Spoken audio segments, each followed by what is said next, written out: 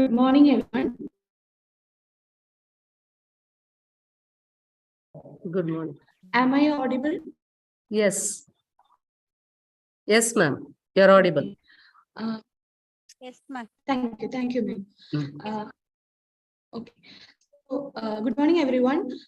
Today we have gathered here for the webinar jointly organized by St. Lucius College, Elthuru, Thrissur, Kerala, and Holy Cross College, Nagarkoil, Tamil Nadu, on India's G20 presidency opportunity.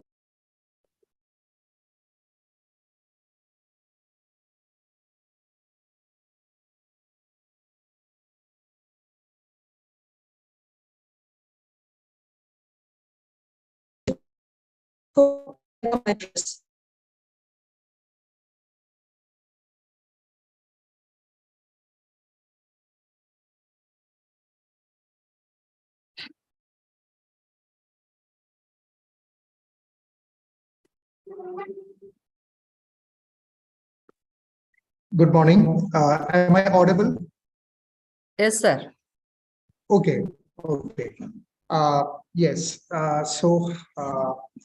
I welcome you all to this webinar jointly organized by St. Lucius College, Thrissur, Kerala, and Holy Cross College, Nagarkoil, Tamil Nadu. So today we are conducting this webinar on India's G20 presidency, opportunities and challenges. And my responsibility is to deliver the welcome address. First, I welcome the principal of St. Aloysius College, Dr. Chako Jose P., who has constantly provided all support to the activities of IQAC, St. Aloysius College, who gave us the go-ahead to conduct this webinar jointly with Holy Cross College, Nagarkoil. So he's presently not here, but he'll be shortly joining us. Next, I would like to welcome our chief guest of the day, Dr. S. Regi, Assistant Professor, Department of History, Holy Cross College, Nagarkoil, who will be delivering the lecture on India's G20 presidency. Welcome, Dr. Regi, to this webinar jointly organized by our two colleges. We are greatly grateful for us joining us today. Next, I would like to welcome Dr. A. Shaila Sugandhi, IIC Vice President of Holy Cross College, Nagarkoil, for jointly coordinating with us in organizing this webinar. She has taken tremendous efforts in coordinating with us for the conduct of this program. Welcome, Dr. Shaila Sugandhi, to this joint webinar. Next, I would like to welcome Dr. Libison KB, IQAC Coordinator and Assistant Professor of Department of Commerce, St. Aloysius College, Thrissur, to this program. He has coordinated this program right from the beginning, and he has been part of organizing this webinar for us. Welcome, sir, to this joint webinar. Next, I would like to welcome all the faculty of Holy Cross College, Nagarkoil, and St. Aloysius College, Thrissur, who have come here to attend this program, who are part of this this joint webinar. I welcome you all, faculty, to this joint webinar. And finally, last but not the least, I would like to welcome the students of both our colleges for this joint webinar. So with that, I end my words, and I hope all of you have a very fruitful session discussing this very vital topic of international politics. Thank you.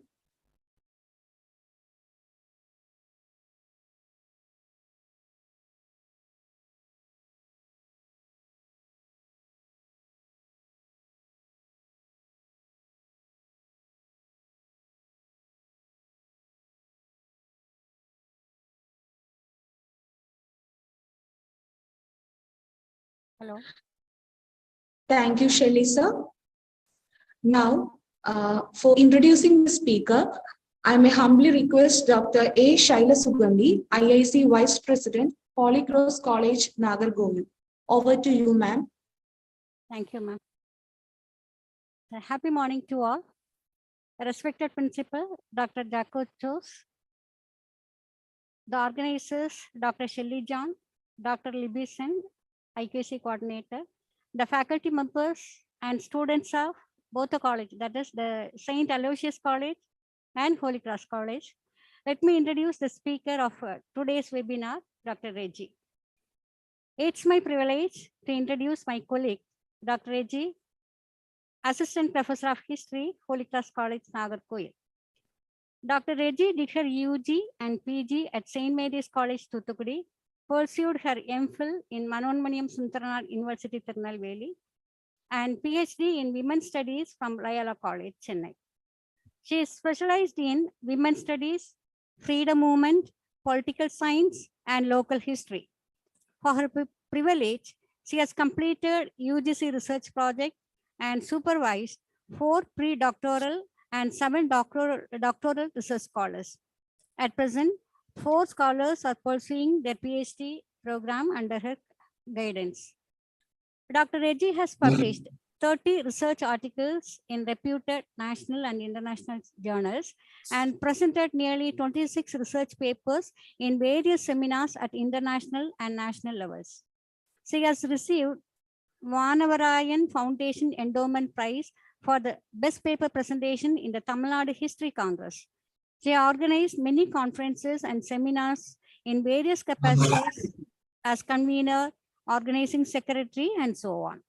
Further, she has been the resource person for many conferences and seminars in various colleges and schools.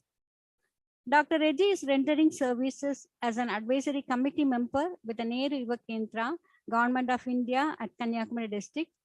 She is the life member of Tamil Nadu History Congress and South Indian History Congress and served as subject expert for the Board of Studies of Sadakatullah Appa College, Saratakar College, and Manonmaniam Sundaranath University and St. Mary's College also. In our college, she has served as coordinators as in Quiz Club, Research Committee, Youth Red Cross, IQAC, and she is also the IQAC External Committee member and served as Staff Club Secretary also. At present, she is the Assistant Controller of Examinations of our college. With lots of love and respect, I welcome Dr. Reggie as a resource person for this collaborative webinar. Thank you all for the opportunity provided. Thank you. Thank you, Dr. Shaila, ma'am.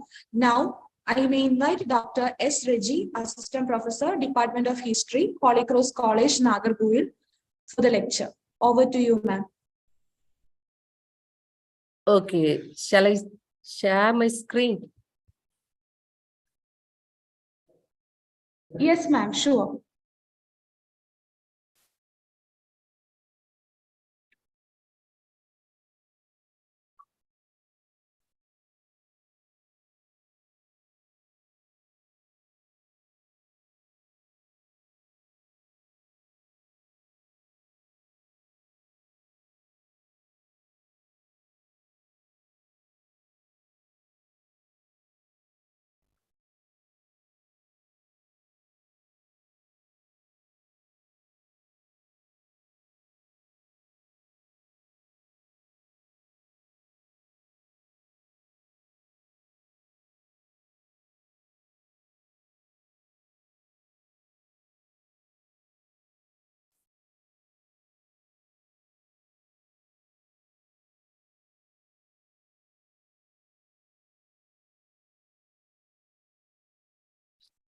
Is it visible?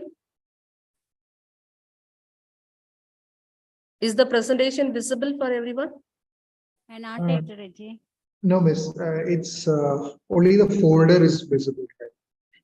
Oh, for me, it is showing as your screen sharing.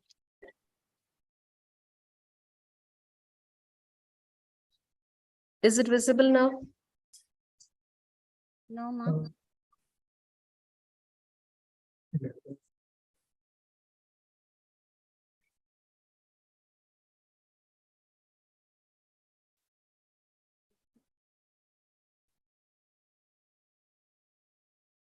Is it visible now? Yes, miss. It's visible now. Okay. Good morning, everyone. At the outset, I would like to thank God Almighty for giving me this opportunity to share some of my thoughts regarding India's presidency in G20 and its opportunities and challenges. Then I would like to thank the principals of St. Aloysius College, Thrissur, and Holy Cross College, Nagarkoil, and the organizing committee members, organizing secretaries, particularly Dr. Shailash Juganti, the IAC Vice President of Holy Cross College, Nagarkoil, for inviting me to deliver this lecture. Thank you, ma'am. I am Dr. Reggie from the Department of History, Holy Cross College. Today's topic is India's G20 presidency, opportunities and challenges. Before seeing the presidency of India in G20, it is good to see the base and objectives of India's foreign policy.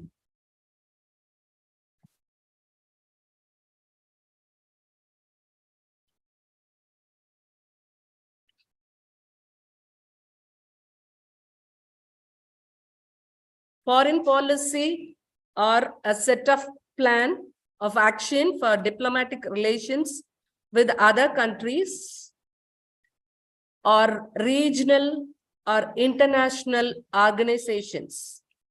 Article 51 of the Indian Constitution focus on promotion of international peace and security, maintain just and honorable relations with other neighboring countries, foster respect for international law, encourage settlement of international disputes with amicable way or peaceful talks. So on the basis of this 51st provision or article of Indian Constitution, along with the Panchashil and non-aligned principles, Indian foreign policy is built upon. At this juncture, we would like to know what does mean by Panchashil.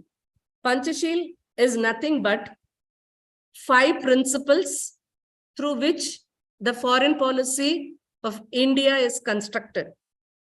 Mutual respect for each other's territorial integrity and sovereignty. That is very important.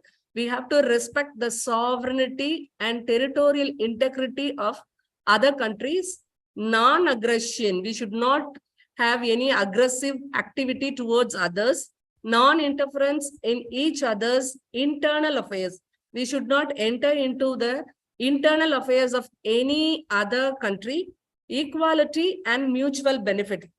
Both the countries should respect with equality the country, and they have to benefit. They have to mutually benefited out of it, and they have to coexist with peacefully. These are the 5 principles. Along with these 5 principles, policy of non-alignment, policy of anti-colonialism and anti-racism, peaceful settlement of international disputes, and foreign economic aids are the foundations or the features of India's foreign policy. This slide is showing. Hello. Yes.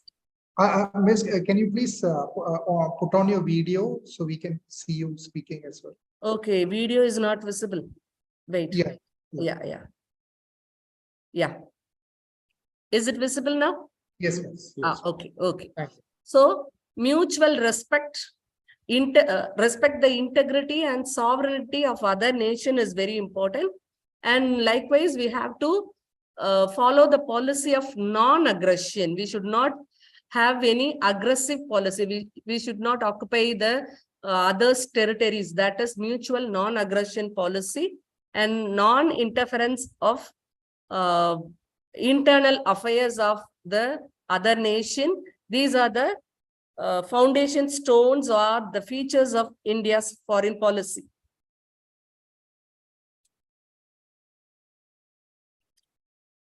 And in this slide, we are going to see what are the goals of India's foreign policy.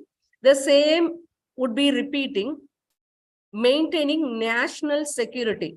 Even though we are having a peaceful coexistence with other country, we should not follow the non-aggressive policy. Even then, we have to maintain the national security, and we have to support democracy all through the world by the way of supporting the policy of non-aggression or anti-colonialism and anti-racism. We have to support democracy to be developed in all through the world, and we have to promote world peace. This is also one of the basic goals of India's foreign policy. And we can get aid from the international agencies like United Nations Organization, World Trade Organization, International Monetary Fund, and we have to provide financial aid to the needy countries. Those who are in need of financial support or moral support, we have to support them. This is also our goal. And establishing open trade. During the time of colonialism or colonial time, there was no open trade. Most of the countries are having colonial trade only. At this present democratic setup, we should not have any colonial trade, but we have to follow an open trade policy. These are the goals of Indian foreign policy. And how this policies are developed. This is given in this slide. It was formulated in the early years from 1947 to 1967. In 1947, we got independence. And when we got independence, we were under the control of British, and we were colonized nearly for more than 200 years. So we felt that what were the hardships of colonization. So we don't want to be colonized, and we want to have a sovereignty of our state, territorial integrity of our state. That's why we have formulated the Panchashil principle. And at that time, there was a biggest problem called Cold War in the world politics. There were two power blocks, communist bloc and capitalistic bloc. So we don't want to join either of the power bloc. And so that's why we followed a policy of non-alignment. So this was the setup we followed in the early years. And after that period, we developed a international settlements, peaceful relationship, and we signed so many agreements, accords, and other alliances with the other countries, with the particularly with the regional countries, like that of SAC, South Asian Association Regional Cooperation, like that we formulated. And then after that, because of this globalization, now we are formulated a international setup. There we are having friendship with so many countries. We are having diplomatic alliances with more than 100 countries. We are having diplomatic alliances. We are having ambassadors, and like that we are formulated our policy. And at present, the goal of our Indian foreign policy is to protect India from traditional and non-traditional threats. We are having traditional threats as well as non-traditional threats. To protect ourselves, we are having this friendship alliances and relationship with the other countries, and to create an external environment that is conducive for inclusive development, to develop our infrastructure, to develop our economic status. We must have external environment which is conducive to have trade contacts, to send our students to abroad to learn, to work and other things. For that and all, we need conducive external environment. For that also, we are having so many treaties and alliances so that we can grow. As a country, we have to develop and we have to grow. For that, we need a peaceful setup, peaceful environment with other countries. And with that peaceful environment, we can improve or we can grow, we can develop the poorest of the poor. And to make sure that India's opinions are heard on global platform. With our initiatives in the global level, we can have a authoritative voice in the global scenario. Like that, we can suggest some important decisions or important points to other countries to be developed in their own countries. So these are the goals through which we are running now. The objectives, again, the same thing we are having. These are the objectives of our foreign policy: to maintain international peace and security. This is more important. We are for maintaining international peace and security. We don't want any war at all. And to oppose imperialism. India as a country, as such, we oppose imperialism in any form, in any kind, we oppose it. To stand against the apartheid policy. We are for anti-racist policy. We don't want to have any racism in any of the world countries, to propagate the peaceful settlement of international disputes. We can see even in the case of Russia and the Ukraine war, we initiate so many peaceful settlements. We are not supporting the war. To foster peaceful coexistence, we are advising other countries to live in a peaceful coexistence manner. We don't want any unwanted relationship between the nations.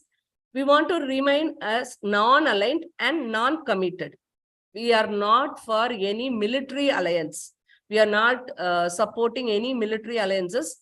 We are for peaceful coexistence, to maintain the unity and solidarity. These are the basic objectives of India's foreign policy, through which our G20 policy is also constructed. These objectives are can be classified into these three broad categories. One is sovereignty and territorial integrity, and third one is economic development. Sovereignty of any nation is very important. Without sovereignty, the nations cannot survive at this democratic juncture, at this globalized scenario. So we have to respect the sovereignty of our own country and the sovereignty of other countries. Likewise, we have to respect the territorial integrity also.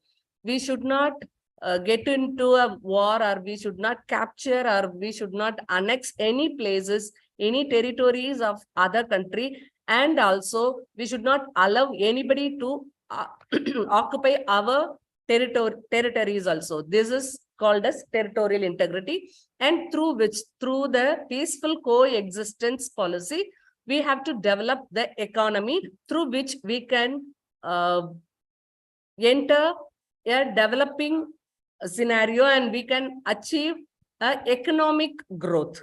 So these are the very important points. And though we are following a non-aligned policy, we are having relationship with United Nations organization. We are sending our army people, soldiers in the UN peacekeeping missions. In all the peacekeeping mission, Indian soldiers are part of it. And after that, in the years 1980s, particularly speaking, in 1985, India took initiative to have a regional cooperation among the South Asian nations, particularly with Pakistan, Sri Lanka, Nepal, Maldives, like that. We had that regional cooperation in economics, in trade, in commerce, and in cultural fields. So we had this SAARC, South Asian Association for Regional Cooperation. And then we had so many partnership agreements with the nations. Particularly, we are having 30 partnership agreements with other countries. With 30 countries, we had partnership agreement as on date. With this partnership agreement, we can share our intellectuals, we can share our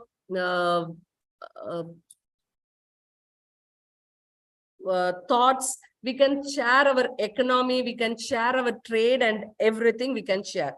And then we are having a group called BRICS. BRICS is a group of countries like Brazil, Russia, India, China, and South Africa for mutual coexistence. It was founded in the year 2009 by these countries for their economic growth and development. It was started. And ASEAN is another group, another association. It was established in the year 1967 itself.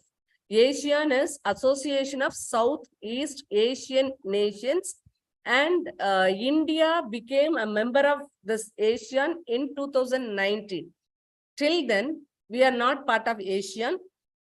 This ASEAN was an economic forum for the Southeast Asian countries. For their own development, they established it. And later on, they invited the countries like Indian Ocean countries, the countries whoever sharing their boundaries with the Indian Ocean can join with the ASEAN. And some countries in the Pacific Ocean region also joined. Like so that in the year 2019, India joined in the ASEAN group, and we are getting so many industrial benefits. Economic growth is occurred because of this ASEAN. And another one organization is Shanghai Cooperation Organization. This Shanghai Cooperation Organization was established in the year 2001, and India became a part of this in 2015. This was started by China for its trade purpose and economic growth. And later on, we joined in G20. But this G20, before that, it had so many associations or so many groups. G20 is group of 20 nations. Before that, they had G5. G5 was started in the year 1970 itself. France, Germany, Japan, United States of America, and United Kingdom were the part of G5. And in the year 1973, 2 more countries joined in G5. They are Canada and Italy. With that, this G5 became G7. And then later, with the inclusion of Russia, this G7 became G8. It was started in the year 2005. And in 2008, because of the world economic crisis, this G20 was started with the nations like Germany, Britain, France, United States, India, Mexico, Argentina, like that. So these countries are started only for the purpose of economic growth. So we can see in this slide, what are the countries in the G20? Argentina, United Kingdom, Brazil, Canada, USA, Italy, France, Germany, Indonesia, South Africa, Japan, Mexico, Saudi Arabia, European Union, Turkey, South Korea, Australia, Russia, China, India. These are the countries, these are the 20 countries which are part of this G20 group. And with this, you can see that mostly the countries from all the continents are participating in this G20. This is the simple slide which gives the flags of all the countries. And these are the guest countries which are invited into the G20. Bangladesh, Egypt, Mauritius, Netherlands, like that. Since these countries are having a developing economy, these countries are invited to be the guest countries to be included in the G20 group. And some international organizations like United Nations, International Monetary Fund, World Bank, World Health Organization, World Tourism Organization, as well as World Trade Organization, International Labor Organization. Likewise, these organizations, Financial Stability Board, all these organizations are invited to be a part of this group 20 nations, and regional organizations like African Union Development Association, and ASEAN are invited to be the part of this G20. Since India is having the presidency now, we are having the privilege to include some more regional organizations like CDRI, Coalition for Disaster Resilient Infrastructure, and ISA, International Solar Alliance, which was started in the year 2015 as Sunshine Council, and ADB, Asian Development Bank, also can be included into the G20 countries. This is the map which shows the spread of countries throughout the continents, throughout the world. The color red is showing that which countries are part of G20. In this next slide, this yellow color, yellowish, brownish yellow color is showing the G20 countries, and the blue color nations are the guest countries. From this, we can see it clearly. And among these 20 countries, it is classified into 5 groups, and the presidency is given likewise. In this slide, we can see that in the year 2008, United States of America took the presidentship, and in 2009, United Kingdom got the presidentship, and in 2010, 2 countries had. One is Canada, another one is South Korea. In 2011, France was having the presidentship, and in 2012, Mexico was the presidency country, and in 2013, Russia, 2014, Australia, 2015, Turkey, 2016, China, 2017, Germany, 2018, Argentina, 2019, Japan, and in the year 2020, due to the pandemic, the Saudi Arabia had the G20 summit in the virtual mode. And in 2021, Italy host the G20 summit. And in 2022, Indonesia host the G20 summit. Now this is our turn. India is hosting the presidentship, and from December 1st, 2022 onwards, India is the president of G20 nations, and we'll have the summit in the 3rd quarter, particularly in the month of November. We will have the summit meet at New Delhi in 2023. And with regard to this presidentship of G20 nations, the Indian government had a logo contest through which these 3 logo were selected, And this logo contest was initiated in May 2022 itself. And it was given date till July. And it was finalized in the month of November. And this you can see, this is the final logo of G20 2023, which India is having. For all these logos, the introducers are the people, those who have submitted this logo got a prize worthy of rupees 15,000. And the motto of this G20 summit is Vaishveba Kudumpaham, one earth, one family, and one future. We are living in a globalized world, in which we are considering the earth as one family. So we are having, it's a family. So Kudumbaham. So one earth, one family, one future. This is our motto. And the agenda for this year's summit is given like this.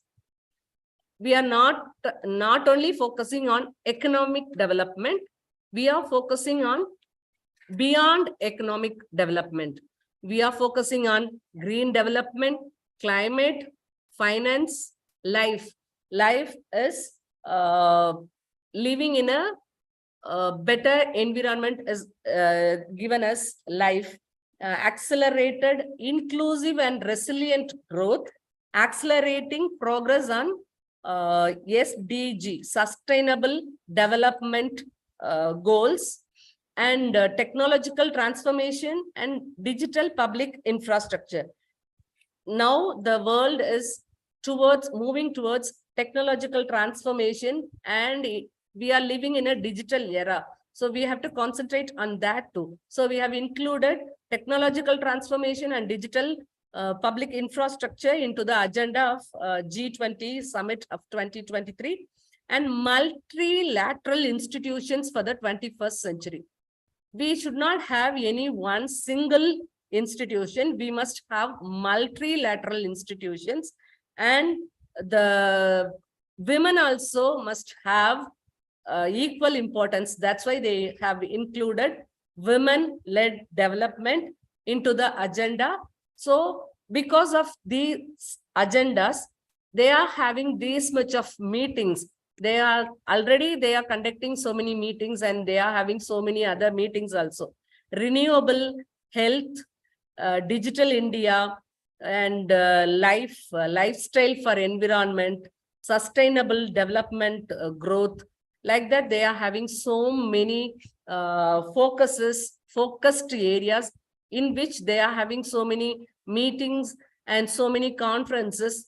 Through these meetings and conferences, these nations, the participants, can suggest more policies to be drafted, and the framework through which we can enact, and through which we can develop our nations, our economy, our developments, and everything we can do like this. So these are the areas in which we are concentrating at present in this G20 presidency time. Anti-corruption, global partnership, education, sustainable development, climate concentration, trade and investment, infrastructure, agriculture, tourism, education, employability, skilling, trade, investment, multilateral reforms, inclusiveness, all those things we are having in this. So for achieving all these, we are in the Indian government is having so many, it has opened many platforms. It is organizing so many quizzes. It is organizing so many competitions, in which the students and the common people can also participate. So we can get so much of knowledge. Excuse me.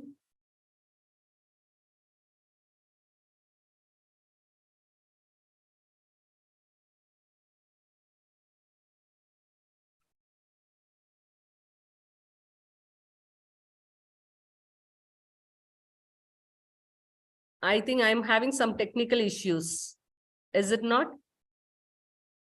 Am I audible? Yes, you are audible, but your slides.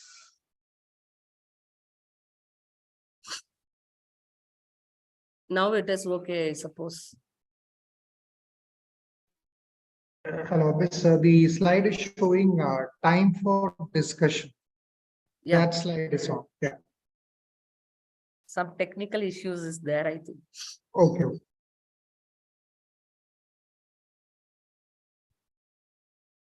Okay, right.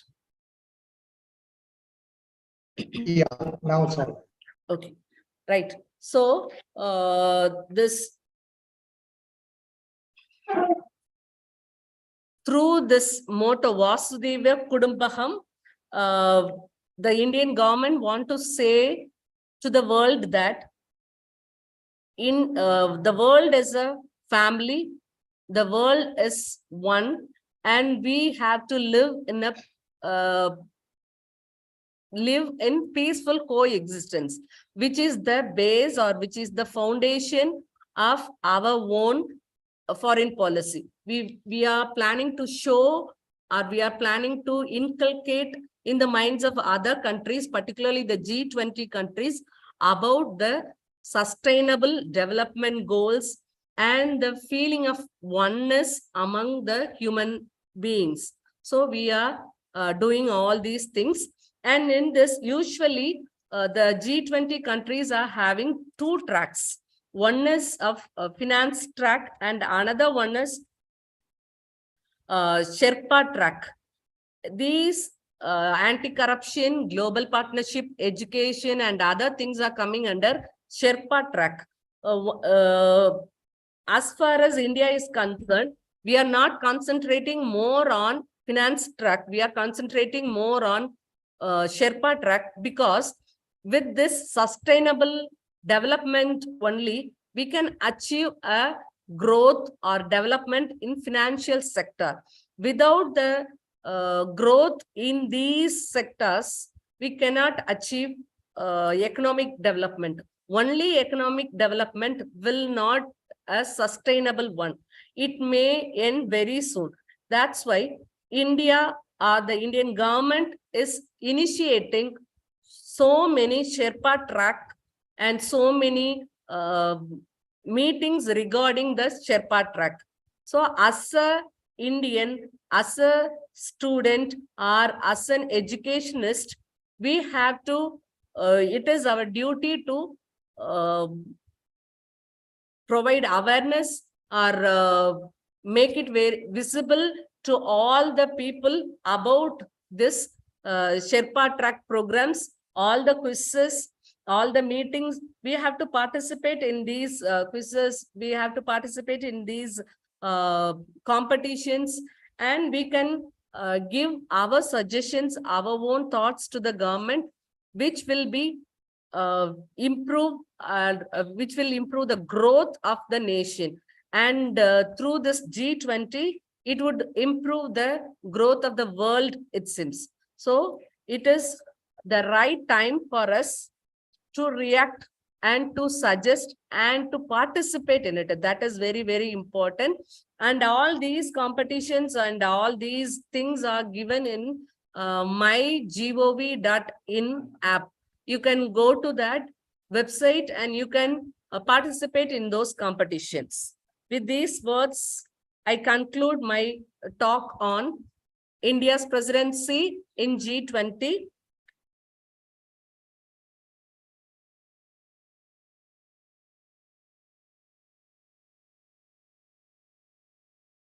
Okay, if you have any doubt, you can ask. I think with this slide only we are having some problem. When it comes. Okay. Okay.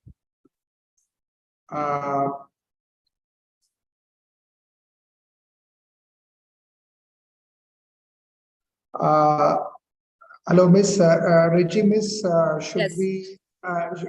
Should we ask the students of Nagarkoil Holy Cross College to ask questions if they want to ask any questions regarding the presentation. Yes. Should we give them the opportunity? Students, you can ask.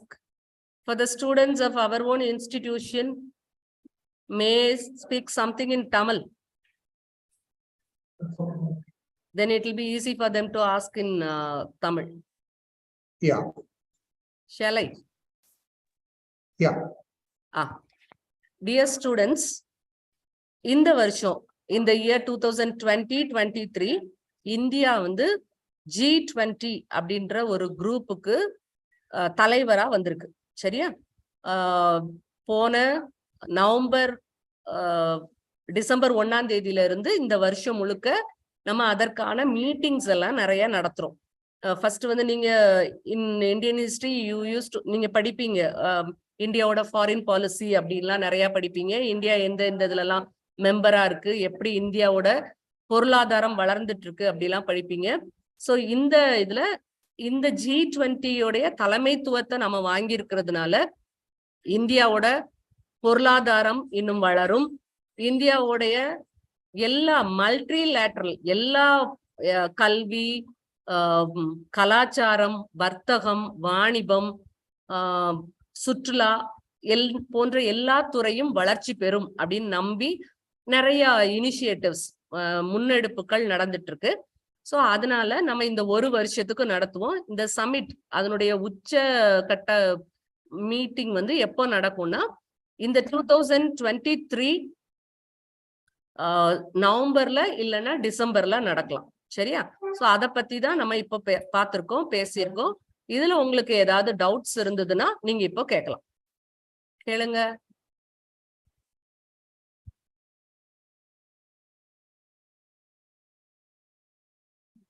ஏதாவது doubts கேளுங்க.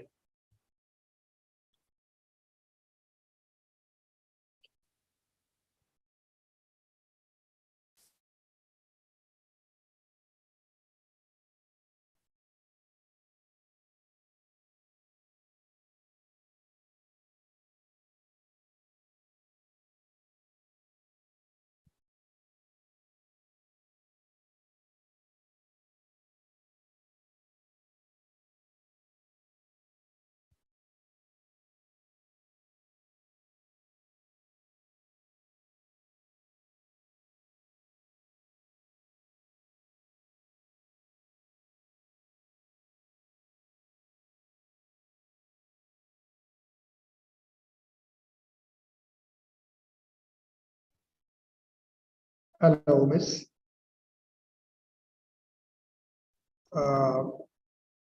Shaila, Miss? Yes, sir. Dr. Shaila? Yeah.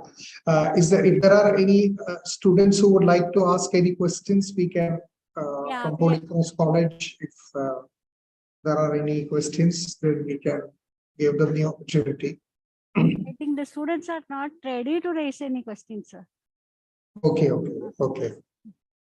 So, shall I just take this opportunity to ask a question to Reggie, Dr. Reggie? Definitely, sir. Yeah. Yes. My question is basically, we know that in the current scenario, the international scenario, India is not siding with the camps with regard to the Ukraine war. It is either not openly siding with the US-led NATO alliance or their other allies, or on the other hand, India is not openly supporting the position of the Russia-China combined. India is trying to look after its national interests and trying to maintain a neutral stance. So can we say that in some ways, this resembles the kind of non-aligned position that India used to take in its early years after independence? But the central leadership, the central government in India is unwilling to accept that this position is more close to non-alignment. Rather, they'll try to portray it as multi-alignment, or in our External Affairs Minister S. Jaishankar's words, all alignment, quote unquote, all alignment. but they are not willing to accept that this is similar to the non-alignment position that was taken by India during the period of Pandit Jawaharlal Nehru as the Prime Minister of India. So do you feel that there is a reluctance to accept that this is a non-aligned kind of a position? Thank you. As a country, we used to follow the policy of non-alignment always. As already I told you, it is the base, it is the foundation for India's foreign policy. Though we are having so many alliances, we are not at all having all those alliances as a military alliances. 1 minute.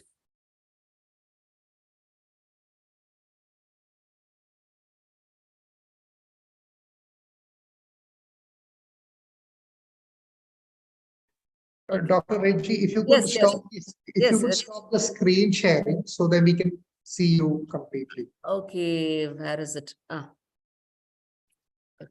Stop sharing. Is it okay now? Now it's okay. Okay. As far as India is concerned, India's foreign policy is constructed on the basis of non-alignment and Panchashil from the beginning itself. Even though we are having so many treaties or alliances, or we signed so many friendship agreements with other, or partnership agreement with other countries, these agreements are not totally a military alliances. Whereas this NATO, CETO, CENTO, WASA, all those alliances were of military kind in nature. So we are in the, we want to have a peaceful relationship with all the countries. Whether it is Russia, or it is Ukraine, or it is America, we want to have a peaceful coexistence relationship with all the countries. So they are somewhat reluctant, though they are policy-wise, they are differ from the previous governments. They are reluctant to accept that. They are following it. This is the base of our foreign policy. So we are following it, but because of political ideologies, they are somewhat reluctant, but the base is the same. That's it. Thank you. Yes. Yes, we'll have further questions. We just wait. Thank you.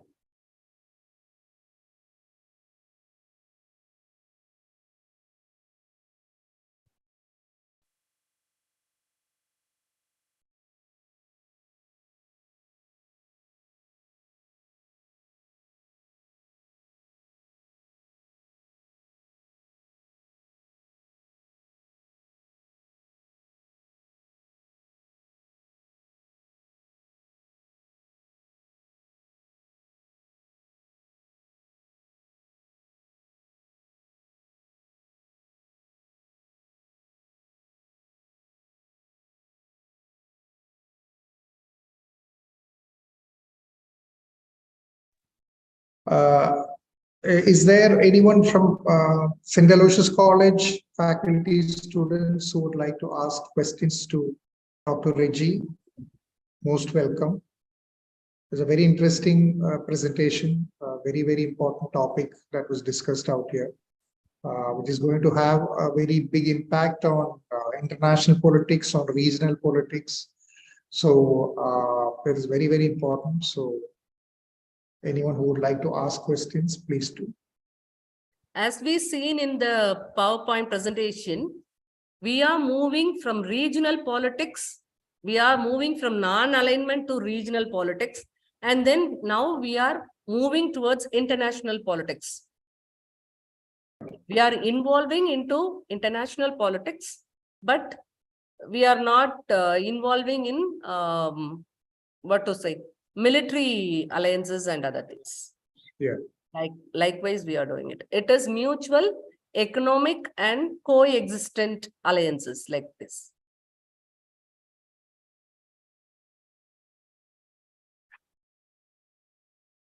Students from Holy Cross can ask.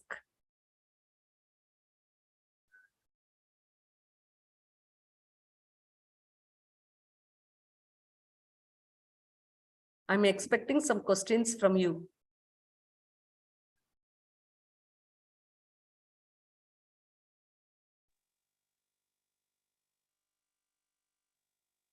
Hello, ma'am. Yes. My question is globalization still relevant in the post-COVID era and the Ukraine war and the economic rivalry between US and China?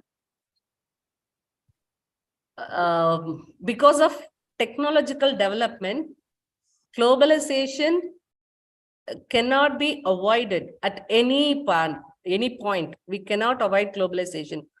The globalization is the unavoidable one, inevitable one, as such, I would like to say. Even during the post-COVID era, globalization is there. But the countries can take their own decision accordingly, whether to stay in a peaceful coexist manner along with all other globalized countries, or they wanted to, if they want to separate themselves with other countries, they can do it. That is their thing. But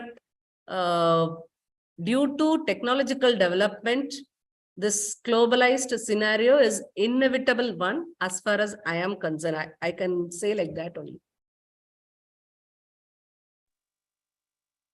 Thank you.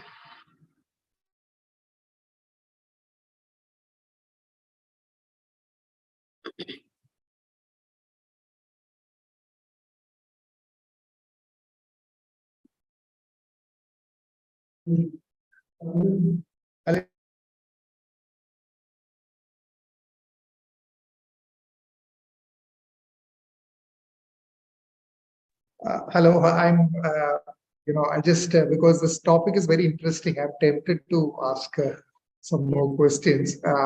We can wait for others to come.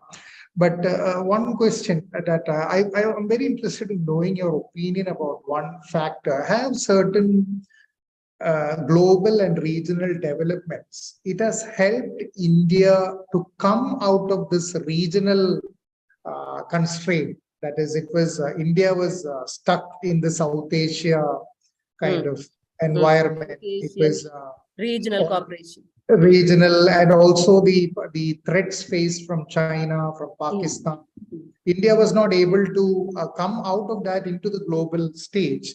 But certain developments, like say the war in Afghanistan, has created a rift between the West and Pakistan.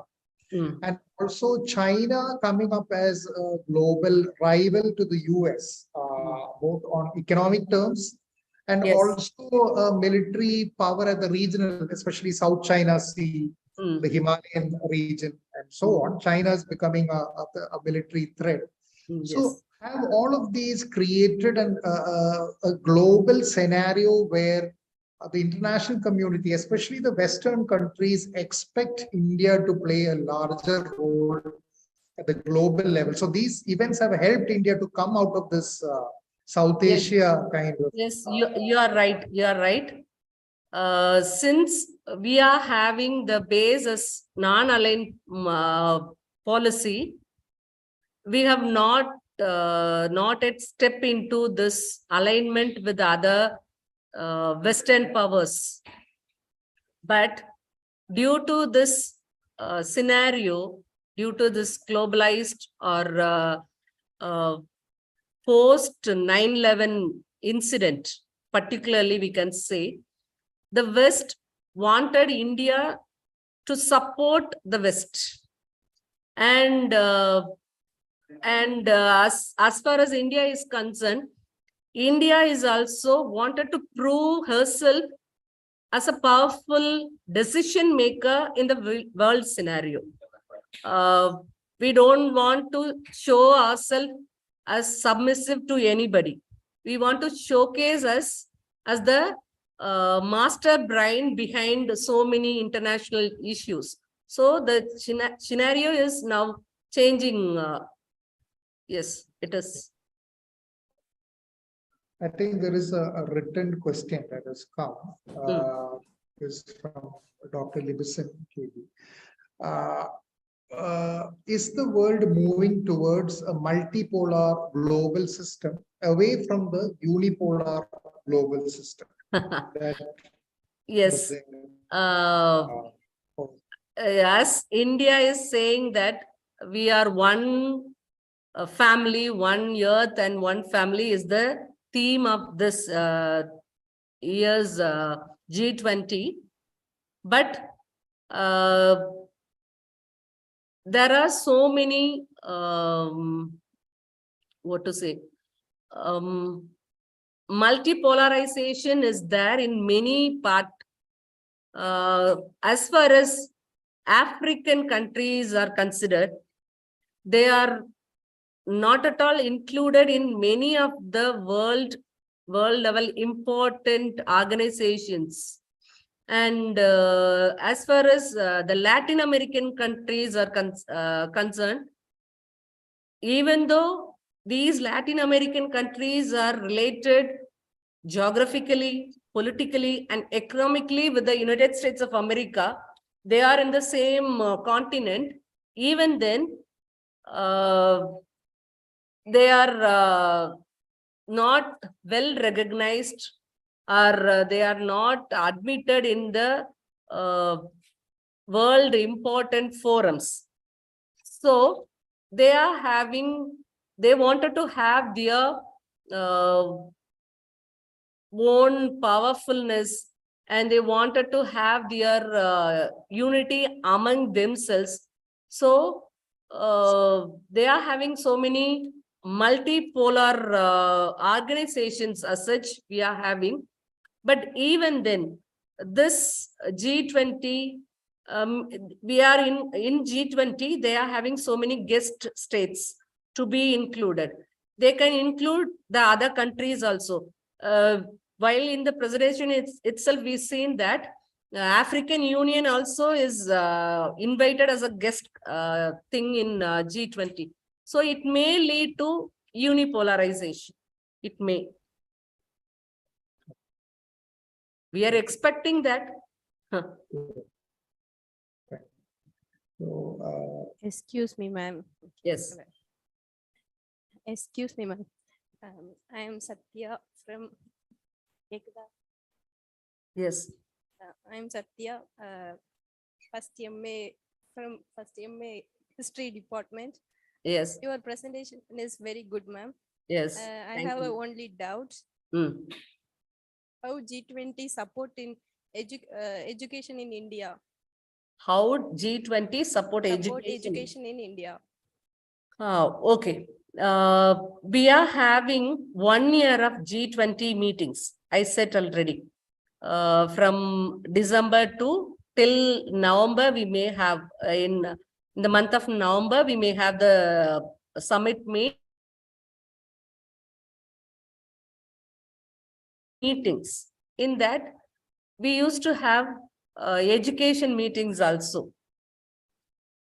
So, through which we can draft so many principles or frameworks or policies. In the meetings, we can get so many suggestions.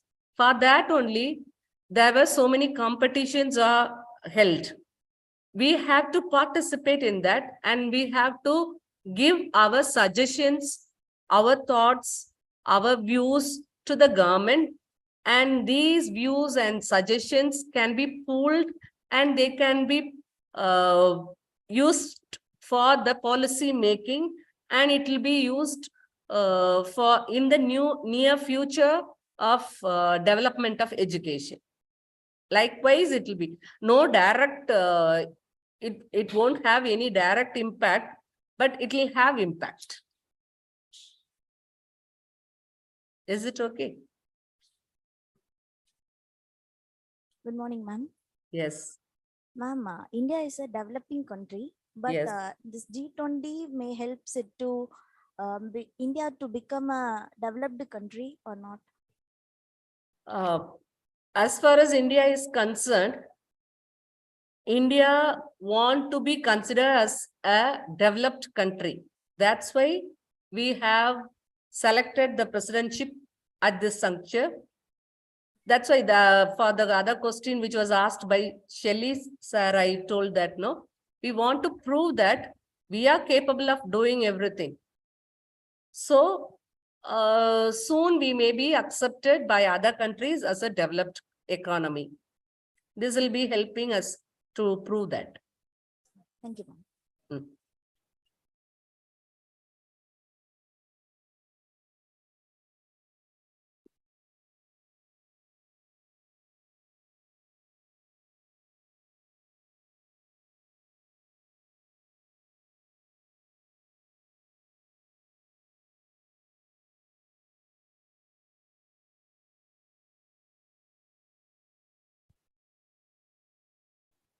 We still have some time for questions. If there are any more questions, we can entertain.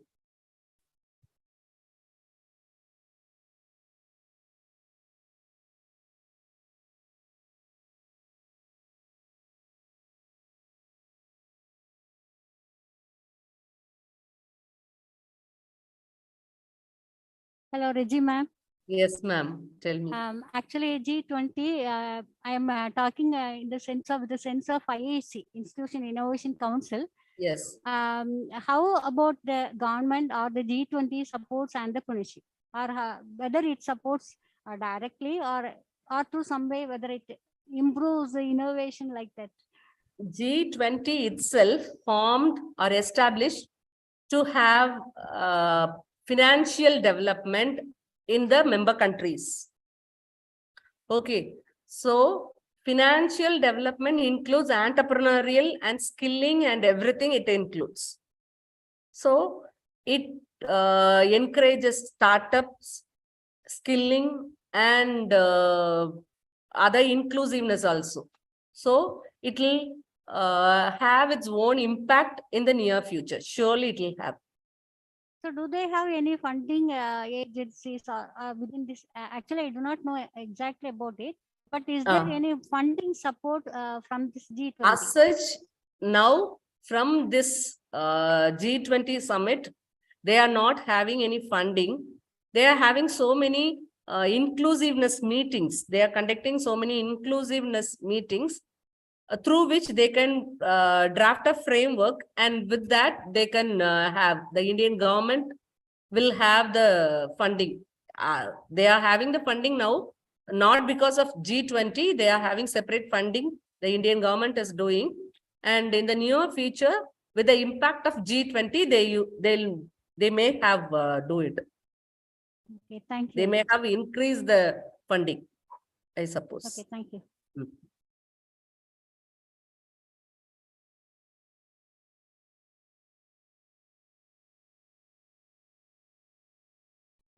Okay, if there are no more questions, we can come to an end of this webinar. So just a minute.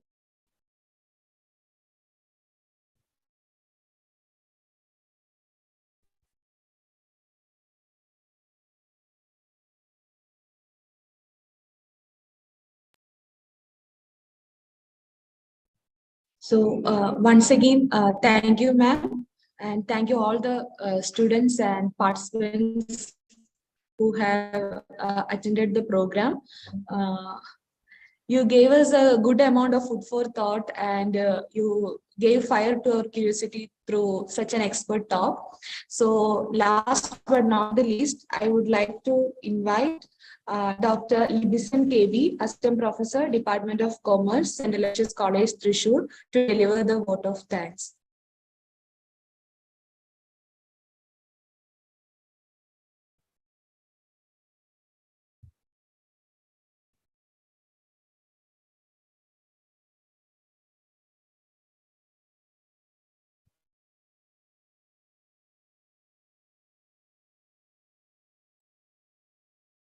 Good morning. Am I audible? Yes, sir. Principal of Holy Cross College, Dr. Sister Sahai Selvi. Principal of St. Aloysius College, Dr. Chako Jospi. Faculty members, students, and my dear friends.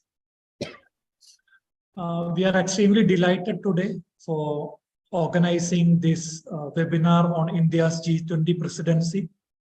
This is something every Indian can be proud of, the presidency of India's G20 presidency. And this presidency of India will showcase the strength of India in the global scenario, and we will be able to establish the Indian presence across the globe by taking this opportunity of presiding over G20 countries. And today we had a detailed presentation by Dr. S. Reggie, Assistant Professor, Department of Commerce from Holy Cross College. I thank for your time and for presenting this topic in a detailed way for all of us. So on behalf of St. Aloysius College and the entire team and their organizing team, I express my thankfulness to you. Thank you.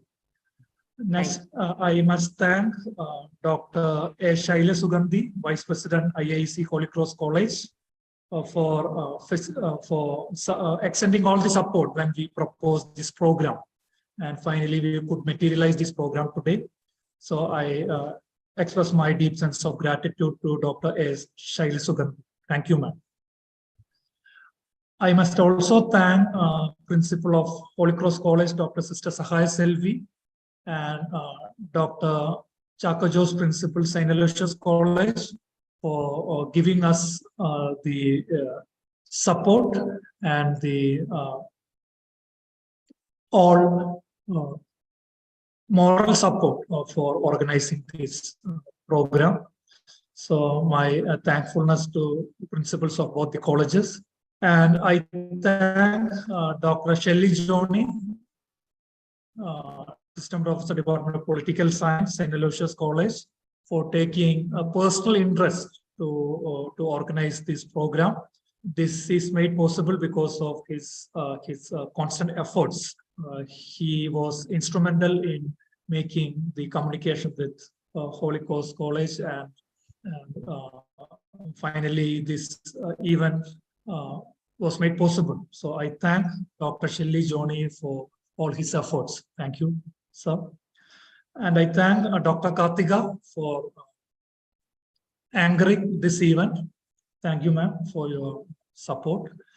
And finally, I thank all the students and faculty members who were the participants and who raised their questions during the program. So once again, thank you all for all your active participation. And I hope we will be able to organize more programs in the future under the MOU signed by St. Aloysius College and other Holy Cross College. So once again, thank you all. Have a good day. Thank you. Thank you. Thank you. Thank you.